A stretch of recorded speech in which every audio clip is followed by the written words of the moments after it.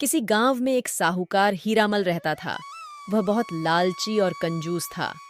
हीरामल की पत्नी सुनंदा थी, जो बहुत गुणी और संस्कारी थी, लेकिन उनके कोई बच्चा नहीं था। इसलिए सुनंदा बहुत दुखी रहती थी, लेकिन हीरामल को इससे कोई फर्क नहीं पड़ता था। हीरामल के घर कोई गरीब कभी कुछ मांगने आता था तो हीरामल उसे फटकार कर भगा देता था। सुनंदा को हीरामल की यह आदत बिल्कुल पसंद नहीं थी।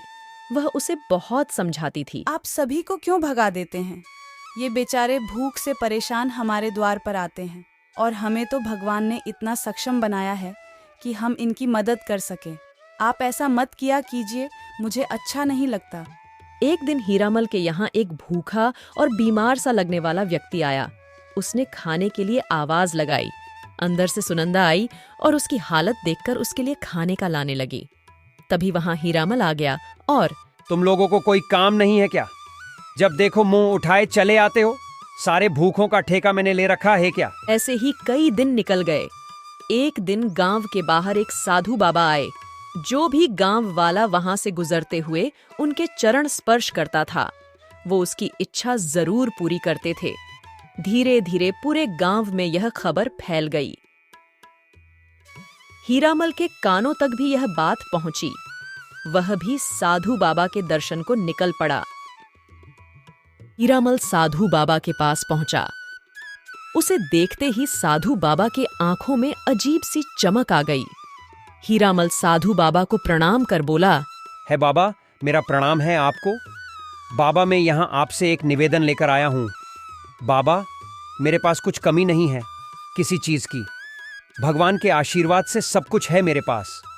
मेरा आपसे यह निवेदन है कि आप मेरे घर पधार कर मुझे अपनी सेवा का मौका दें। मैं धन्य हो जाऊंगा प्रभु। ठीक है वत्स। साधु बाबा ने उसका आमंत्रण स्वीकार कर लिया। कुछ सोचकर हीरामल की आंखों में चमक आ गई। हीरामल ने साधु बाबा का बहुत आदर सत्कार किया।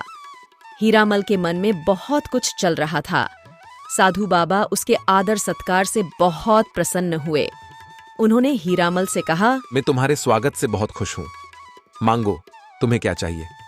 मैं तुम्हारी हर इच्छा पूरी करूंगा। हीरामल तो मानो इसी समय का इंतजार कर रहा था। उसका लालच अब मानो रोके नहीं रोक रहा था। इधर सुनंदा ने भी आशीर्वाद के रूप में अपने लिए कुछ सोच रखा था। वह कुछ बोलती उससे पहले ही, साधु बाबा, मैं बस यही चाहता हूँ कि आप मुझे ऐसी कोई चीज दे जिससे मैं जिसको चाहूँ सोना बना दूं। बस मुझे और कुछ नहीं चाहिए। मैं तुम्हें यह अंगूठी दे रहा हूं। इससे तुम हर चीज को सोना तो नहीं बना सकते, पर इसको जब भी जमीन पर घीसोगे यह तुम्हें उस जगह ले जाएगी जहां दुनिया का सबसे ज्यादा सोना है। ऐसे ही तुम वापस भी आ जाओगे। लेकिन एक बात ध्यान रखना, इसका उपयोग तुम सिर्फ 3 बार ही कर सकते हो। अगर तुमने चौथी बार किया तो बहुत पछताओगे। सुनंदा गहरी नींद में सो गई थी, लेकिन हीरामल की आंखों में नींद कहाँ। वह तो बस अब खजाने के पास जल्द से जल्द पहुंच जाना चाहता था। सुनंदा को गहरी नींद में देखकर वह उठा और अंगूठी को लेकर जमीन पर 3 बार घिस दिया। तभी, अरे ये मैं कहाँ आ गया? हीरामल अंदर जाकर देखता है तो उसकी आंखें फटी की फटी रह जाती है। खुशी के मारे वो जोर जोर से उछलने लगता है। उसके हाथ में जीतना धन आया, वो लेकर वह वापस आ जाता है। अरे आप इतने बैग लेकर कहाँ जा रहे हैं? क्या करेंगे आप इनका? अरे सुनंदा, वहां बहुत खजाना है। ये बैग तो बहुत कम है। भगवान ने मेरी सुन ली। अब मुझे दुनिया का सबसे अमीर इंसान बनने से कोई रोक नहीं सकता। सुनंदा, ओ सुनंदा, देखो मैं कितना खजाना लाया हूं।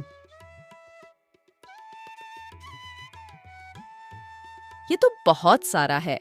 अब हमें और नहीं चाहिए। आप अब वहां मत जाइए। मेरा मन बहुत घबरा रहा है। हमारी कोई औलाद भी तो नहीं है। फिर हम क्या करेंगे इतनी दौलत का? लेकिन लालच का मारा हीरामल कहाँ सुनंदा की बात को समझता। उसे तो बस सोना ही सोना नजर आ रहा था। वह भूल गया था कि चौथी बार में वह वापस नहीं आ सकता है। उसने यह भूल कर ही दी।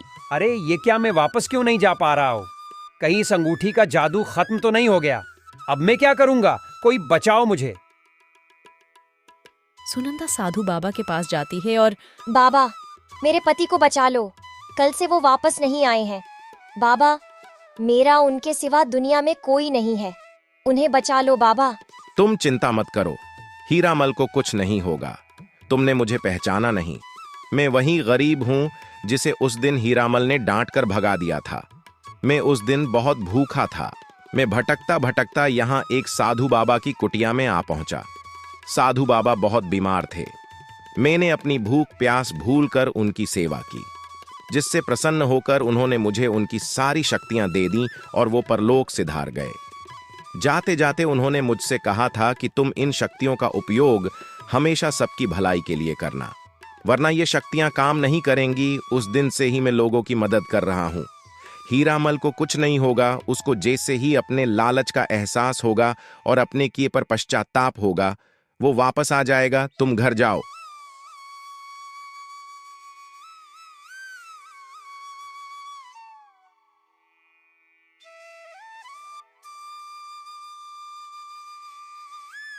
सुनंदा, सुनंदा, मुझे माफ कर दो। मेरे लालच के कारण तुम्हें बहुत परेशानी हुई सुनंदा। मुझे मेरी गलती समझ आ गई है। ज्यादा पाने के चक्कर में मैं सब कुछ भूल गया था। वाह, पर जब मैं फंस गया था तब मुझे अपनी गलती का एहसास हुआ। अब मुझे पता चल गया है कि परिवार के साथ रहने में जो खुशी है वही सबसे बड़ा धन है, और यह धन मुझे मिल गया है। हीरामल को उसके लालच का फल मिल गया था और साधु बाबा की कृपा से उनके घर बहुत जल्द ही खुशियां भी आने वाली थीं।